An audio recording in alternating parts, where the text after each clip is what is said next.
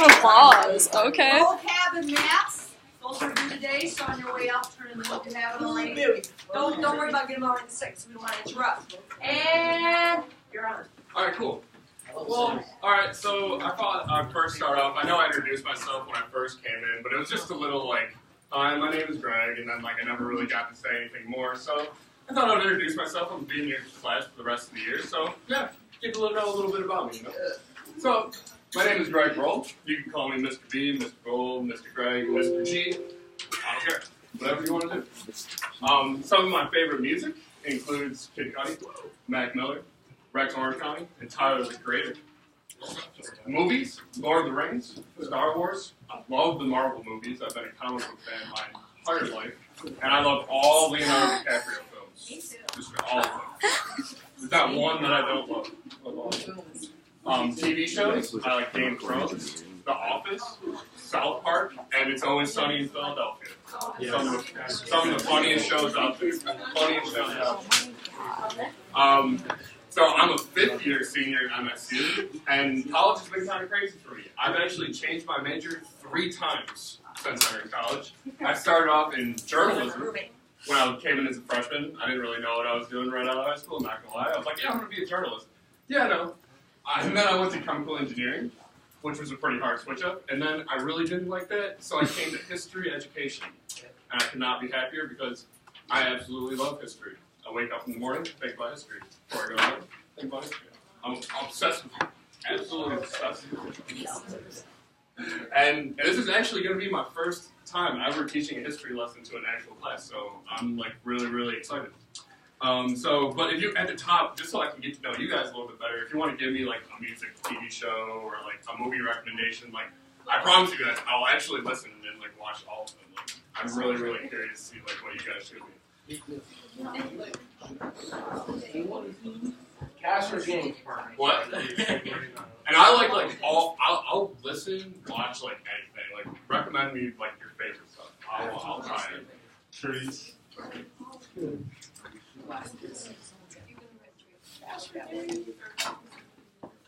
Just my hearing. I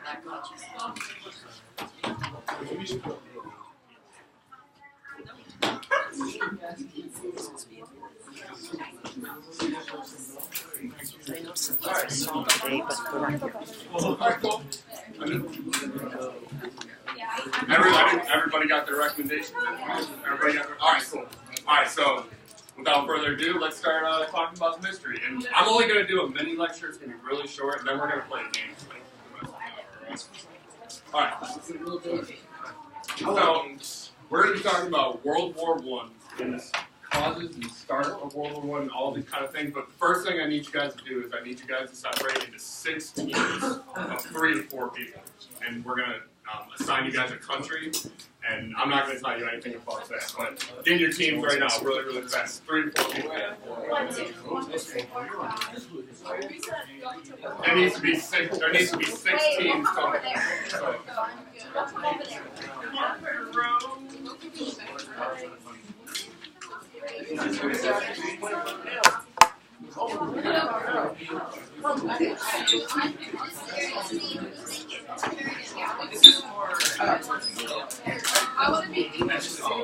I'll give you. Okay. All right. Are we in 6 teams? 6 teams. 1, 2. There's a team over here. Team over here. Your team, and then you guys are kind of like a big team over there. Big team. Okay. All right. So this is random.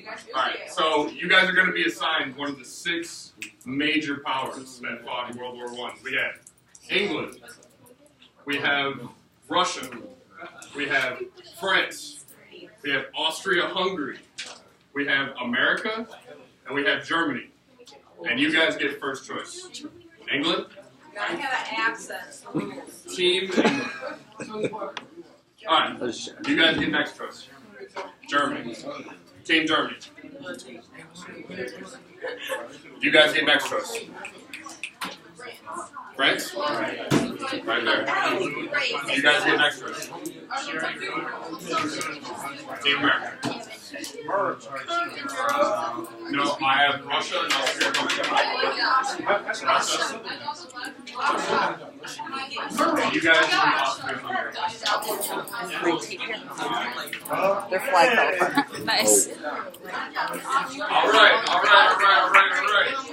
So we got our teams. We got the board. We got the board set.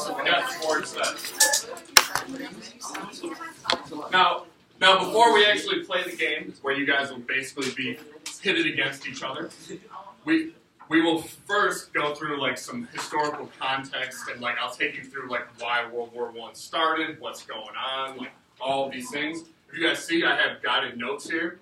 I'll walk you through each step. I'll tell you guys what to put. Anywhere. All right, cool.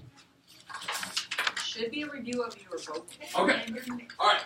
So, what's going on in the world before 1914? 1914 is the start of World War I, and history will pretty much change forever. This is one of these years that you have to keep in mind all the time. 1914 is absolutely key. So, I know this is an American history class, but to talk about World War I, I'm going to have to take you outside of America for a second, because World War I isn't necessarily an American story. So, Europe, during this time, is what's called the Long Peace. So the European nations, for like all of eternity, basically just fought each other and eternally hate each other. But for the past like 30, 40 years, they've been chilling. They haven't fought each other. Everything's going pretty good. And this is one of the main causes: mass industrialization and imperialism. And there's a reason why I've intrinsically linked these two together. So can anybody tell me what's industrialization? You guys like touched on in your class? Yes, like factories, right? The economy, mass production, things are becoming more integrated. A huge workforce. Now, the reason why I linked this into imperialism, what's imperialism? Anybody? Spreading out, and all these kind of things. Right. Now, the mass industrialized countries. So, like over here, it's like Europe and America, like those kind of places. They go and they've taken over other places because they have better technology, they have better economies, they have more money, so they go and take over other places. It's an extremely profitable business. Extremely profitable. Alright. So the next major reason I want you to put is nationalism. Now, can anybody tell me what they think nationalism is? Anybody have any common sense? Close. There maybe is a slight difference between nationalism and patriotism. Now, nationalism is like that inner feeling one gets for their country. That, oh, I absolutely love my country. You know, when you look at the person next to you, those are my brothers, my country brothers. Like standing up for the Pledge of Allegiance every morning, loving the flag. That's nationalism, and this is happening all over the world. Nationalism is spreading and surging like never before. Like never, ever before. And there's a large push for national freedom from empires. Do you guys remember when you guys were talking about Cuba next week? How America got involved with Cuba, right? The Cubans did not want the Americans there. They were being nationalistic. They were like, why would you come invade us? We want to rule ourselves. Core tenet of nationalism. And then the next big thing that I want you to write down is militarism.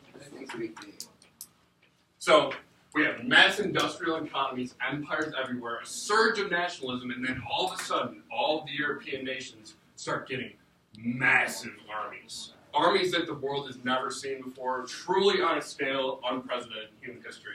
World War I will fundamentally change warfare forever. Forever. It's completely different new ballgame. These new weapons that are unleashed in the world are more powerful than the world has ever seen. It's completely different. Okay, so you guys have these three things listed down as the causes: mass industrialization, imperialism, nationalism, militarism. Don't worry about copying down these things. I just want you to know the key terms. You guys good? Can I move on? Yeah. Cool. Okay, so this is where things start to get really, really crazy. The fourth cause is, just write down, a web of alliances. And I'm going to give you guys a little, this is like extremely long story short, but I'm going to give you a little crash course on this map. So, okay. So we have the Austro-Hungarian Empire. My team over there, right? So we got our, so all of these countries over here Austria-Hungary owns these countries, just like how America owned Cuba. They own all of them. And know how I was saying that there's a surge of nationalism like never before? So World War I begins in the most unlikely of places. It begins in Serbia. Now the Serbians are becoming extremely nationalistic. They do not like being owned by them. What the heck? I mean, it is a And smart I touched it. It's like smart board. Okay. Oh, it is a smart board. All right. Okay, so as I was saying, Serbia does not like Austria-Hungary. They do not want to be a part of Austria-Hungary. And when the Prince of Austria-Hungary goes into Serbia, a Serbian nationalist assassinates Archduke Ferdinand, who is the prince. Now, Austria-Hungary obviously does not like their prince dying in Serbia. So they declare war on Serbia. Now, Russia has a problem with that because Russia is allies with Serbia. So Russia goes, hey, if you declare war on Serbia, we declare war on you. So war is declared, war is declared. Now, since the Russians have declared war on the Austrians, the Germans, who are allies with the Austrians, tell Russia, hey, if you declare war on our friends, we're going to declare war on you. And that's exactly what they do. So, all right, so the Germans now declaring war on the Russians. Now, France has a problem with that. Because about 20 years ago, the French royal family and the Russian royal family married into each other. So they like each other right now. They're best friends. So they go, hey, you declare war on Russia. France goes, Germany, I'm going to declare war on you. And bam, we got World War. Now, Great Britain fits into this equation a little differently. They don't actually get involved in the war right away. It takes about 6 months for you guys to get involved. So Britain is basically this, they're super rich, and they have a large empire. You know, they're just making tons of cash. That's all they care about, really. So Germany has this great idea that they're going to invade France, right? But you can't invade the French right here, because this is all lined with forts, and it's impossible to invade France this way. This border has been fortified for thousands of years. Germany and the French have fought each other forever. So Germany has this great idea. They go, I'm just going to go through the Netherlands and Belgium instead.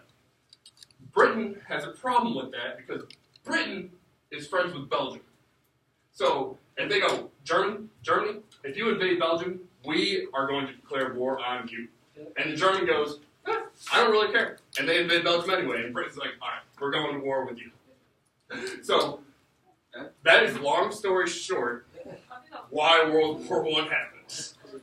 Did that make sense? Yes. Did that make sense? Okay, cool. No. So now you're probably asking, how does America fit into this question? Well, the answer is, at first they don't. Now I'll explain why.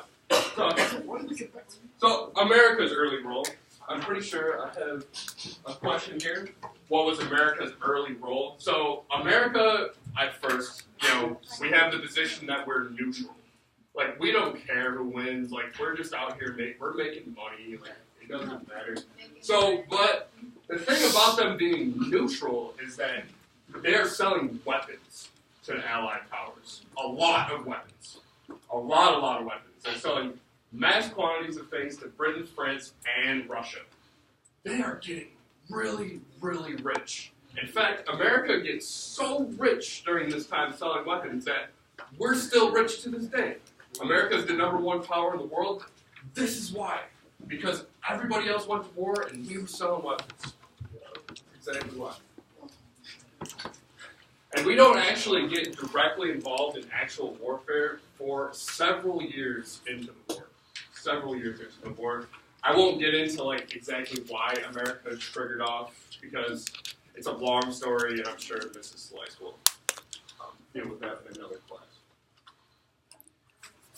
So under that question, just put America's early role is selling weapons to the Allied powers. That's really all you need to put. You can get rich too. I mean, that's important. Make a lot of money off So, of that. all right. So all of this accumulates. World War I ends. All these trigger of alliances come up, and here's the final results. An estimated 37 million people died in World War I. Just for reference, that is 317 football stadiums completely filled with people. Completely filled. How? How did that happen? Like, to our modern day sensibilities, we can't even picture what 37 million people look like. We just can't. That is an amount of human suffering that we just can't even begin to understand. How did this happen? Widespread disease, starvation, and what we're going to be talking about today, varying death, warfare. And you guys can write that down for how many people died in World War I? 37 million. Some of the main causes. List them off. Alright. Does everybody have those? Anybody good? Okay. Does anybody have anybody just have any questions or like things you want to know, curious about? You guys good? Alright, cool. Alright, now it's time to play the game. Sweet. Alright, so we're going to be doing a weapon option. Now, flip your guided notes around. So there's a list of weapons here. So now in your group, really, really fast, I want one person to pick a leader in their group. So the leader is going to be the one that, no, pick one. You have to decide amongst yourself. One person's going to be the leader. One person's going to be the banker. Both are really important jobs. A leader and a banker. A leader and a banker.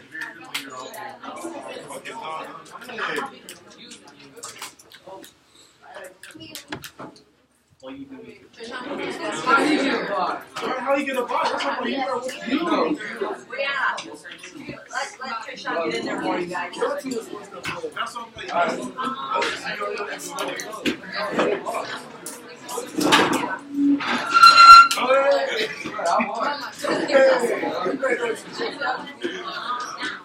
All right, everybody. Does everybody have a leader and a banker? Okay.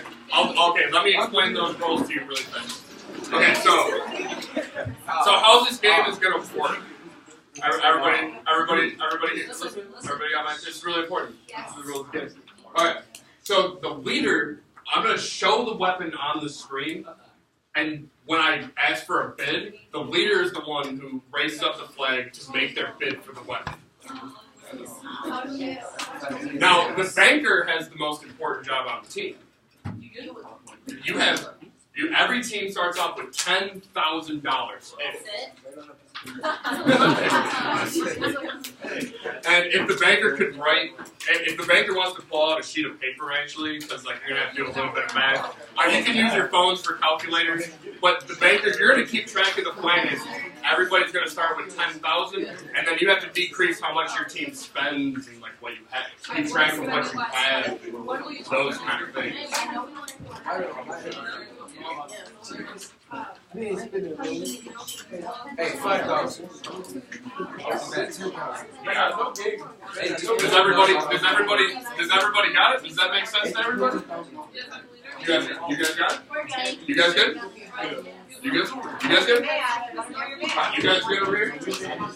You guys good over here? You got your rolls? Rolls make sense? Alright, cool. Cool.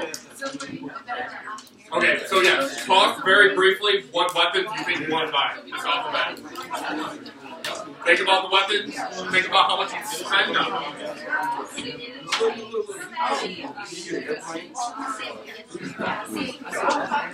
I'm ready. You're doing good, guy. Is it going good? Is that comprehensive? You got a good record? It was comprehensible. Yeah, it was good.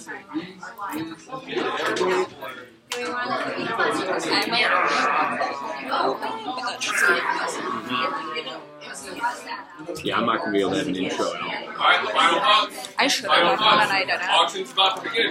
Auction's about to begin.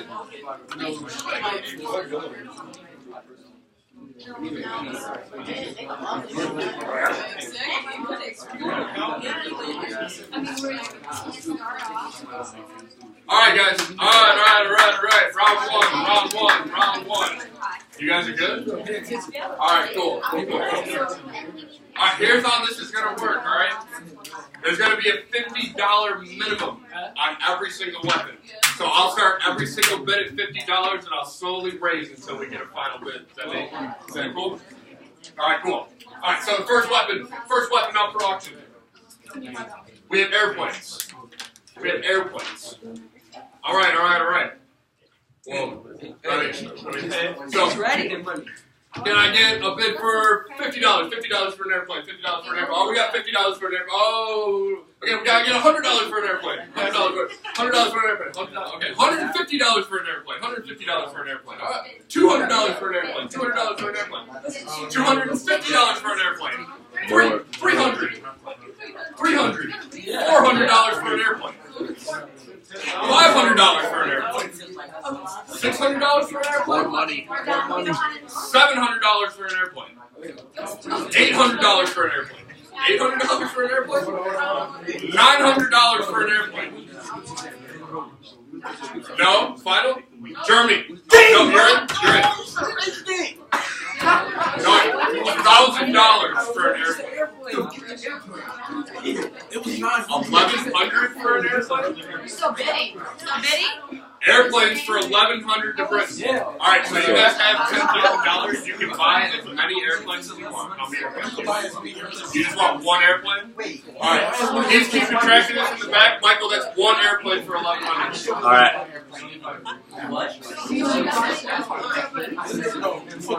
All right. Next weapon up for auction. Next weapon up for auction. You can get 2 airplanes. All right, 2 airplanes.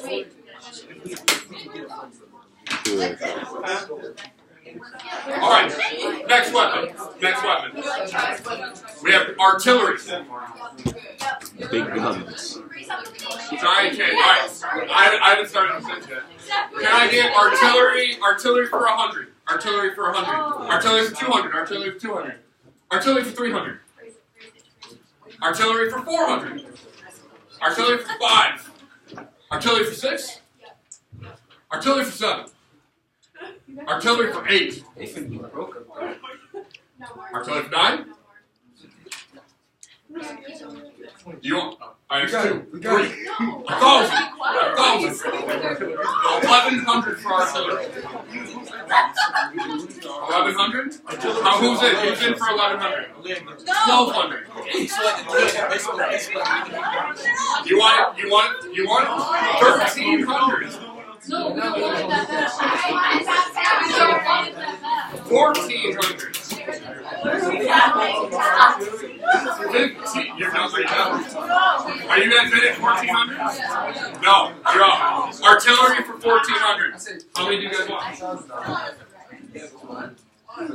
1 artillery for 1,400. All right, next weapon up for auction. With cavalry.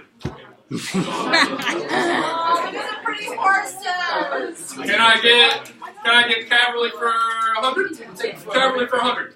No, we got cavalry for 200. Cavalry for 200. Cavalry for 300. Alright. Are you in?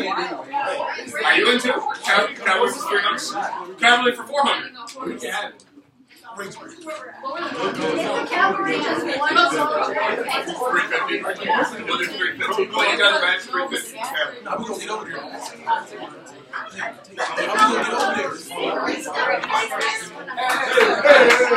I mean, it's gonna be like a unit. 350? Alright, so you guys got matched at 350. How about 400? Yep. 400? Yep. Do you guys want cavalry for 400? It goes to America. Hey. How many units of cavalry do you want? Is that just one horse? Oh no, I should have explained. It would have been a unit of cavalry. Okay. Like, it would have been like a squad. Hey, what's one unit? You want 1 unit of cavalry? Yeah. All right, 1 unit of cavalry for us. All right, everybody, quiet down. No one's spending any money. Chlorine gas. All right. Can I start bidding in 100 chlorine gas? Can I get 100? Oh, we got a lot of bidders. We got 200 for chlorine gas. 200 for chlorine gas. 300, 400, 500, 600, 700, $800 for chlorine gas, $900 for chlorine gas. We have a bid of $1,500 for chlorine gas. 2,500. 2,500 for chlorine gas. Yeah. 27. $3,000.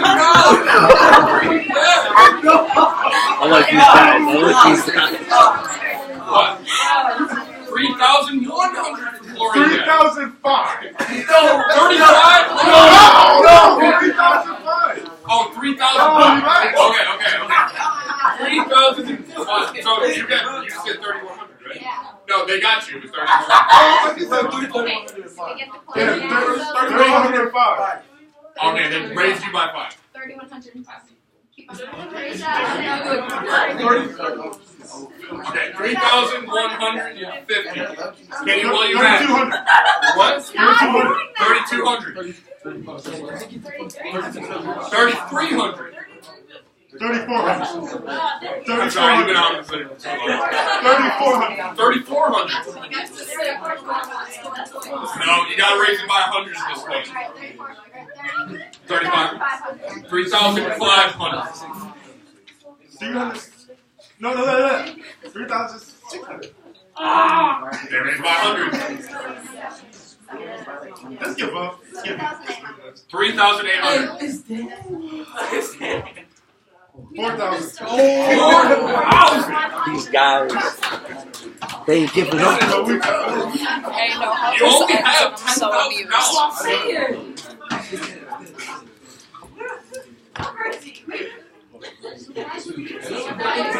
$4,100. Y'all can have it. You can have it. How many cancers are in death? Single cancer or in death. Yeah, that's Russia. Oh, that's Russia. Yeah. That was a high bid. That was a high bid. All right. That's what I need. All right, that was 10. All right, we're ready for our next round. There's still some countries out there that don't have weapons. The Dreadnought. The Dreadnought. Can I get bidding to start for the Dreadnought for 100? 200. 300. 500. 800. 800. Begin the bidding. Just start spitting out. 8,000. 1,000. 1,500. 1,800. 2,000. We got 2,000. 2,100. Austria Hungary. Call out bids. Call out numbers. 2,100. What? 2,500. 2,500. 2,600. 2,700. 2,700. 3,000. 3,050.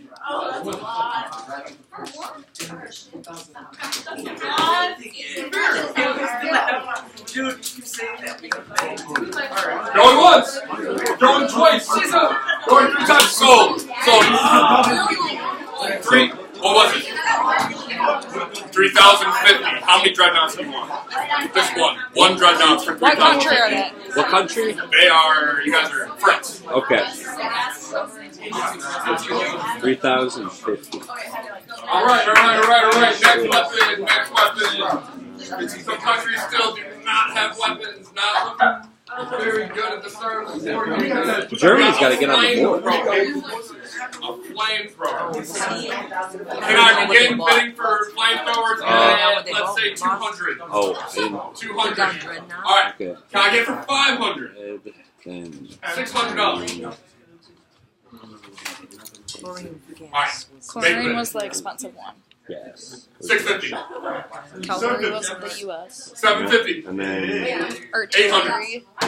925. ooh, great. No, airplane was the first thing that got sold. Airplane is good. Okay. And then artillery is the only other one. So I think Okay, that's that's actually. awesome. 1,100. Yeah. 1,100 going once. Shout it out. 1,200. One flamethrower. 1,200 going once. 1,300. 1,300. 1,300 going once. 1,300 going twice. 1,300 going 3 times to America. How many flamethrowers do you want? We just want one. You just want one. One for that.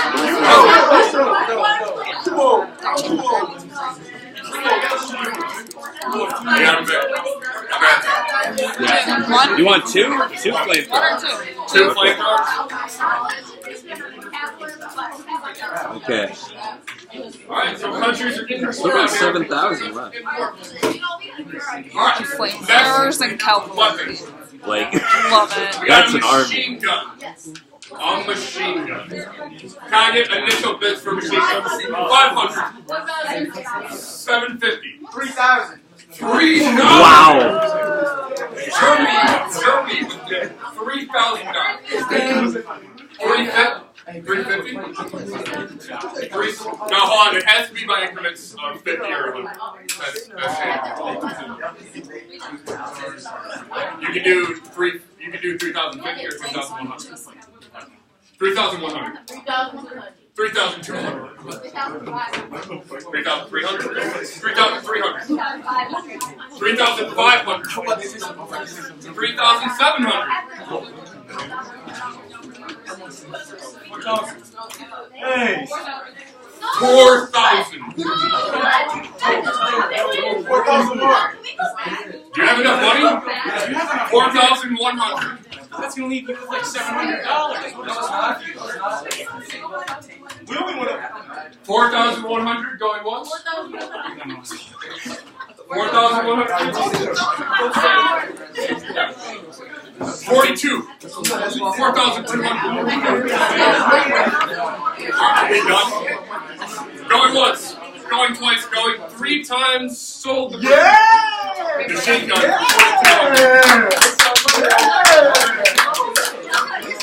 Alright, Great Britain's running out of money. No? I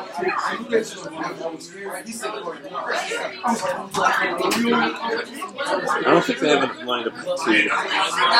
Yeah, no. 3,000. They only have 3,600 money. Alright, guys. We still got more money. You can go back and buy weapons that like you bought. You can't spend the remainder. You got a decent Corey Dash. It's not don't use it. Okay, next weapon. We got the repeating rifle. The way this rifle works, you plug in some ammo and it's semi-automatic. Boom, boom.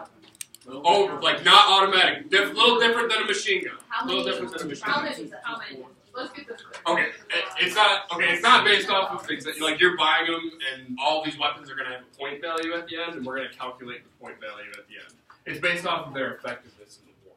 So it doesn't matter. Like it's not like you were like, oh, you need like 1,000 of these in your army. Like it's not really like it's not exactly that. Okay, so can I get an initial bid for a repeating rifle? 100. 150. 200. 300. 350. 2,000. You guys have that much money? Yeah, they do.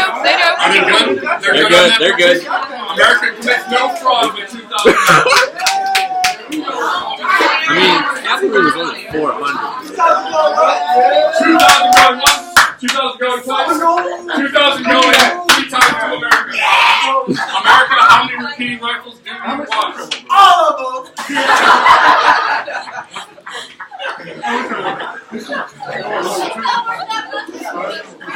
All of them. You guys can get 3 at max with your money. Yeah, just one. One? Just one? Alright. Okay.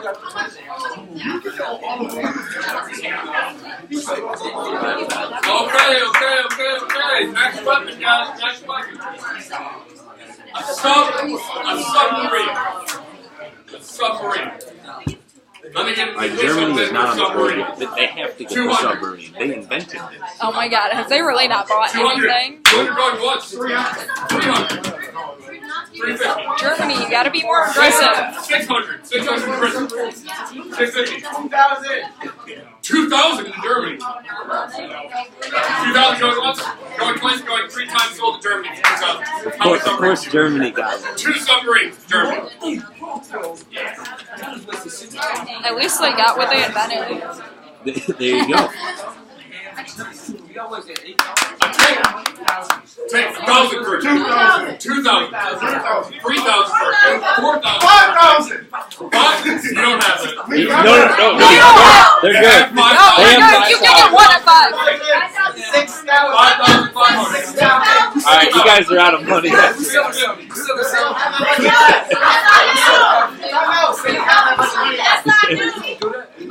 Can you what?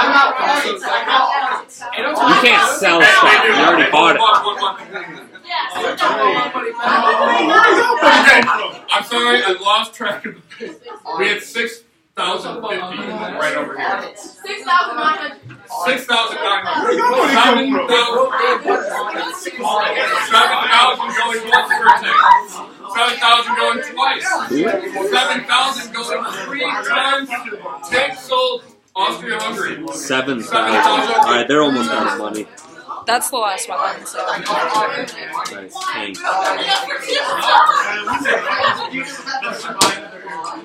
All right, no one has committed fraud.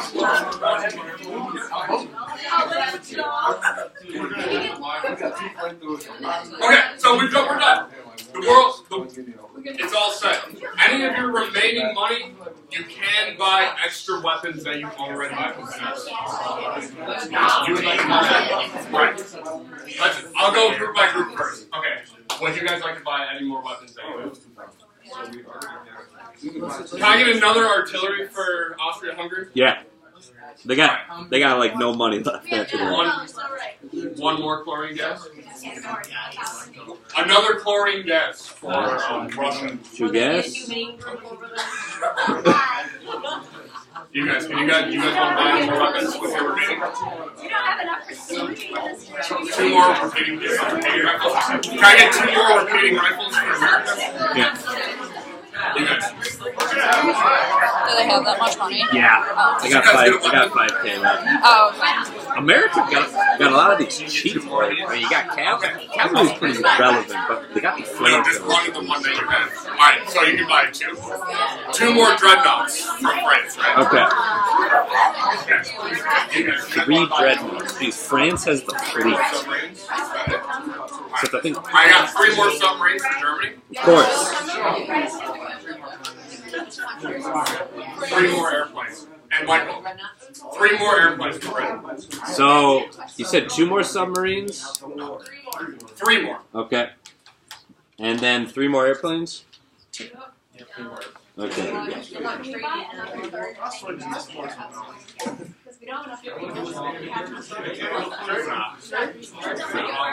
Sorry, no. 1 fine.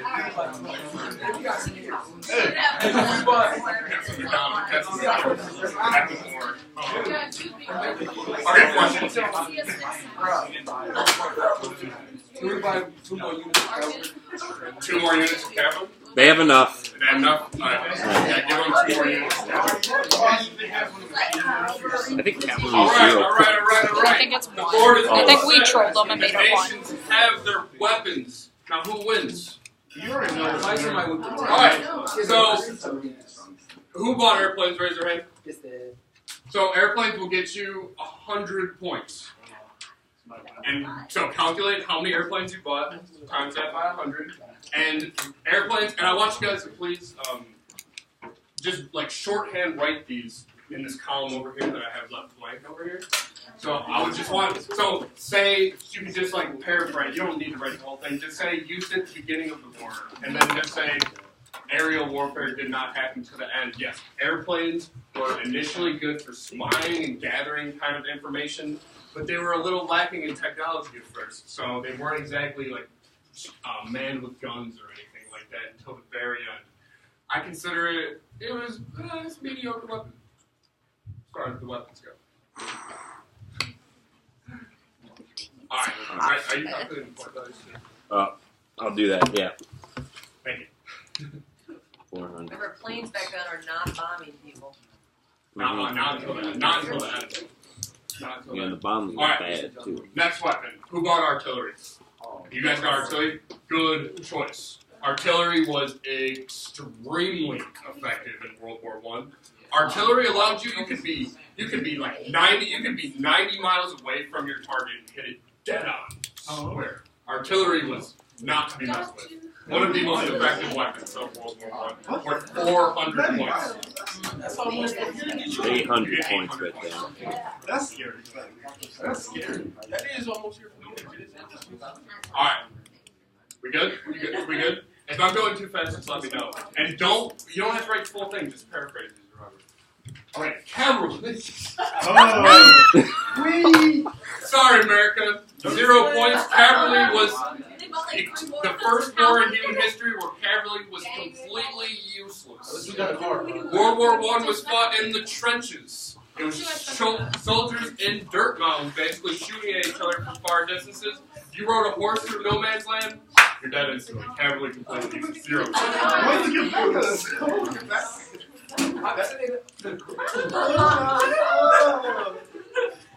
Chlorine gas. Only worth 50 points. So chlorine gas, when it first introduced, extremely effective. You know, it blocks up the airways, it makes your eyes turn yellow. It's really, really gruesome. But the thing about chlorine gas is that when you throw it and the gas spreads, if the wind is not in your favor, the gas can actually come back and attack your own army. The wind could blow the gas back at you. So it ended up being not very effective in that, even though extremely deadly. Extremely deadly.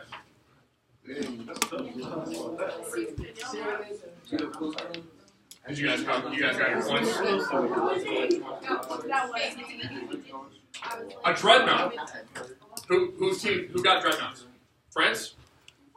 Dreadnoughts are another one of those just okay weapons. You know, we have submarines in World War I, so if you got a big battleship coming out, you know, it doesn't stand much chance against a submarine. They're worth a lot of money, and most countries didn't even use them because they were so expensive they didn't want to break them.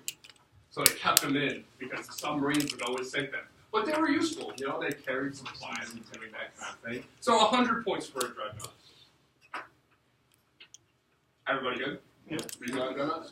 Cool. A flamethrower. 150 points for a flamethrower. A decent weapon for World War I. Definitely a decent weapon. The only kind of problem is that it only goes a few meters, so it's very close combat. And so, yeah, it's pretty useless in trench warfare. The flame would never reach the other trench or anything like that. But when you're going and invading a trench or something like that, a flamethrower is, of course, going to be extremely effective. And another thing I didn't even add on this slide is that wearing a flamethrower is not good. You don't want to be the guy with the flamethrower because you're number one target. If somebody shoots the flamethrower on your back, it explodes and you die. So they're aiming for you. You don't want to be the flamethrower guy. In warfare. Alright. Everybody good? Alright, a machine gun, 500 points. This is the most effective weapon in war. Especially in World War I. Who got the machine guns? Britain got the machine Great guns? Britain's in the Nice. lead. Nice. Machine guns, by far the most important weapon in trench warfare. They're fast, they're easy to reload, and they fire at extremely long ranges. Extremely long ranges. I think each one's How many machine guns did you have? One. Well, we have 500 planes. Everybody good on machine guns? Now the repeating rifles. 350 points. A good weapon. Top 3. Top 3 weapon here. They're good. They shot at long distances. You can use them in the trench. But the thing about them is they're very hard to reload, and mud will These get jammed in repeating them. So rifles. reloading your weapon was extremely iffy with a repeating rifle. They are not the most consistent weapon in the world. Alright, you guys good? You guys good? Did you guys calculate? Everybody's got their points calculated too, right? I think we still got Alright. Submarines. 200 points. Wow. 200 points. They're very effective. They would destroy So supply close. ships. The problem that we ran into at the end of the war with submarines is that Britain, especially Britain, Germany is very famous for using U-boats. They have submarines all over the place. Britain will set up mines all over the Baltic Sea and throughout the Atlantic Ocean. Submarines become very, very difficult to traverse by the end of the war. So therefore, they are effective, but at the same time, they're easily counterable. So only 200 points for a submarine. Yeah, they're more deadly World War II. Yes. When you get this, especially, yes, absolutely. More submerged. Tank. We get 300. Tanks are completely useless at the start of the war. They're brand new. They're like all boxy. They look just weird. They look super weird. And they are getting stuck in the mud. But by the end, when technology kind of catches up, they become extremely effective because between no man's land and the trench, tanks can tear right through all that barbed wire and dirt and all that kind of stuff. So by the end of the war, they're great weapons. Really, really good weapons. All right. And that's it. So does everybody have their points tab total? All right. Austria-Hungary. How many points do you have? 1,100 points. 100. Rough for Russia. 1,350. America in the lead. France? 1,350. 300. 1,350. America's still in the lead. Germany? I thought they had 1,000. 1,000. America's still in the lead. Britain? 1,000. America. Just like in the war, America wins. Awesome. Well, that was fun, guys. That was really fun. Did you guys like that activity? Did you guys have a good time? With the flamethrowers or with Yeah, I think so. Oh, okay. Never mind. I did my math. So they're right. Alright, guys. So I have just exit tickets for you guys to fill out. Just some questions. And yeah, thank you guys very much. That was my first lesson ever, and I thought it went really well. You guys were awesome. Dang. America, man. They saved themselves. I don't know where you put it. Where did I put it? By saying TSA is canceled this week. Hey, quiet down just a little bit, please.